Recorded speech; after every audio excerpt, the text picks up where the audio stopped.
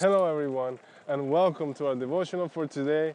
Here I am in Stanford again in the campus and today I have a very exciting scripture for you. Oh man, this one gets me real good every time. And basically, I give you a little background. Basically, back in the day, in the times of the people of Israel, there used to be these slaves used to be very common. Slavery was common back then, and if you fell in debt, for example, to somebody, you could pay it off by becoming their slave.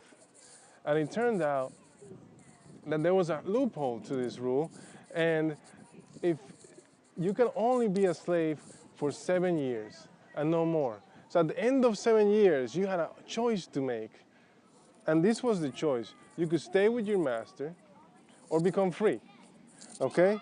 So the scripture I have here for you is Exodus 20, chapter 21, verse 5 and 6. And it says, "But if the slave plainly says, 'I love my master, my wife and my children, I will not go out free,' then his master shall bring him to God, and he shall bring him to the door of the doorpost, and his master shall bore his ear through with an awl, and he shall be his slave forever."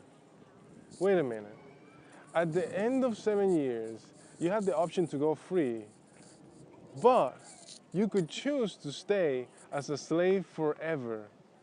Now, can you imagine what kind of master was this? Apparently, during these 7 years, the slave and the master, it became a special relationship. It was almost like a devotion. And what happened was this master was so good to his slave that he decided to stay a slave forever in his house. Now, notice the ritual that happened. It was like he took him to his house, the master took him to his house and took an owl and pierced his ear in his doorpost, declaring that that slave was going to be in his house forever. Can you see the picture?